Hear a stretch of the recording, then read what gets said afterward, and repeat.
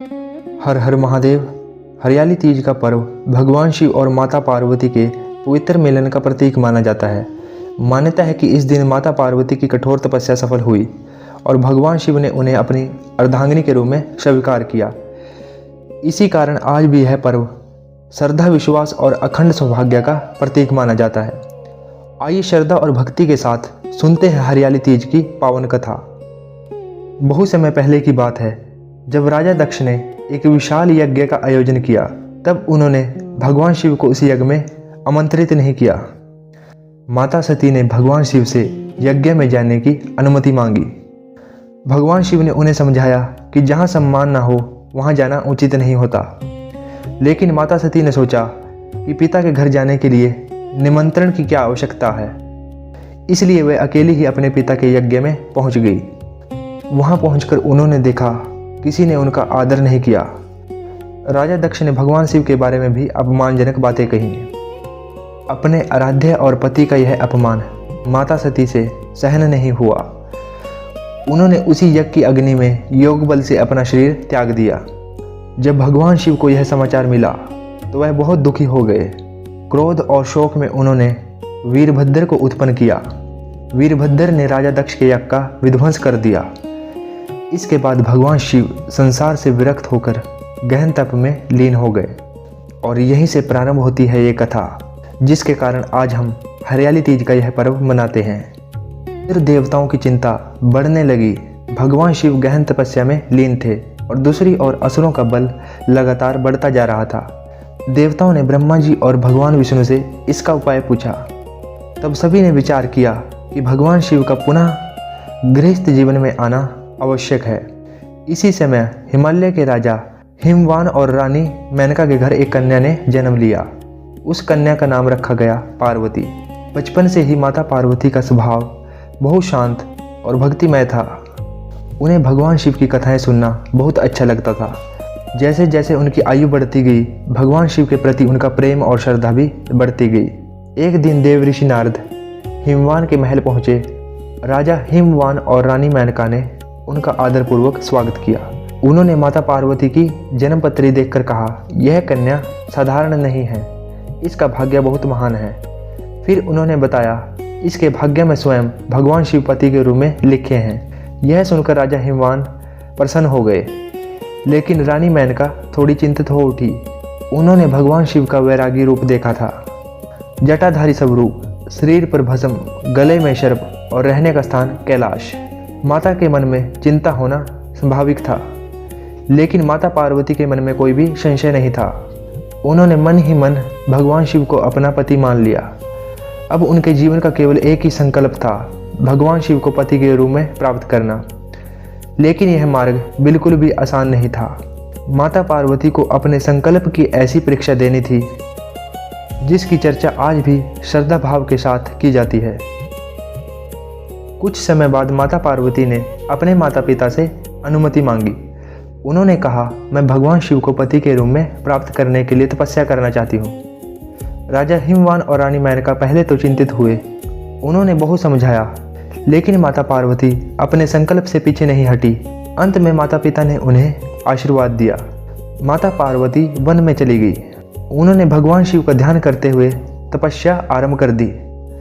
शुरुआत में वे केवल फल खाकर अपना जीवन बिताती रही।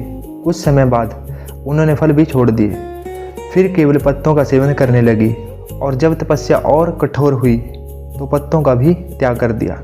इसी कारण माता पार्वती का एक नाम अपर्णा भी पड़ा। दिन बीतते गए, ऋतुएं बदलती रही। कभी तेज धूप पड़ी, कभी वर्षा हुई, कभी कड़ाके की ठंड आई, लेकिन माता पार्वती का ध्यान कभी नहीं डिगा और मन में केवल भगवान शिव का स्मरण था। देवता भी उनकी तपस्या देखकर आश्चर्य करने लगे। उन्होंने सोचा, इतना अटूट संकल्प तो बहुत दुर्लभ होता है। उधर भगवान शिव सब कुछ जानते थे।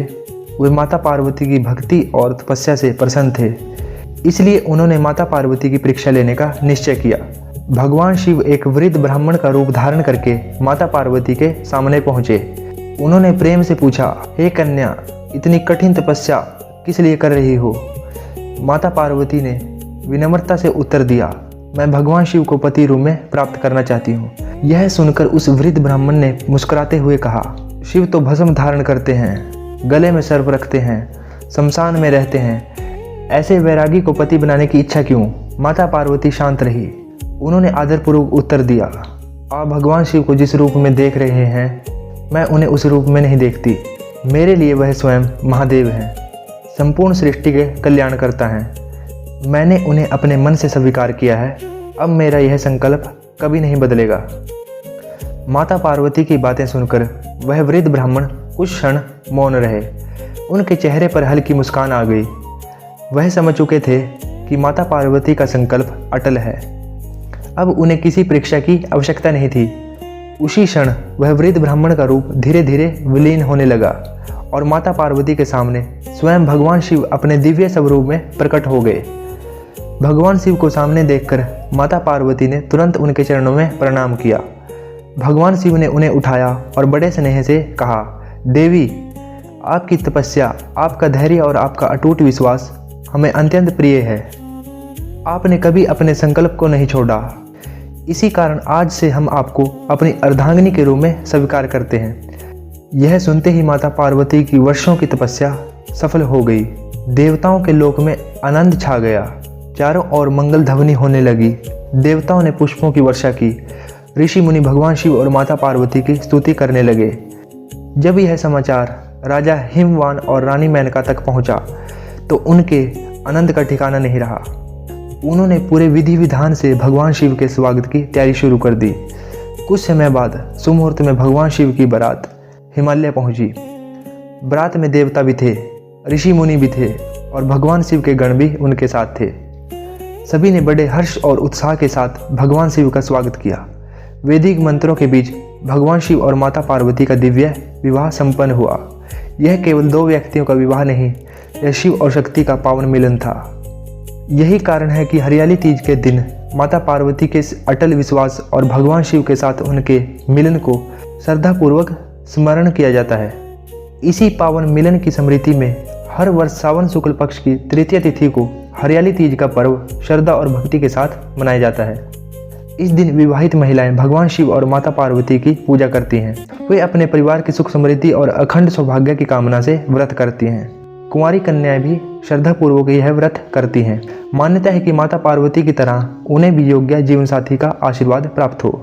इसी विश्वास के साथ हरियाली तीज का यह पावन पर्व आज भी पूरे देश में श्रद्धा और उत्साह के साथ मनाया जाता है। भगवान शिव और माता पार्वती की कृपा आप सभी पर बनी रहे। इसी मंगल कामना के साथ हरियाली तीज की यह पावन कथा यहीं पूर्ण होती है। हर हर महादेव।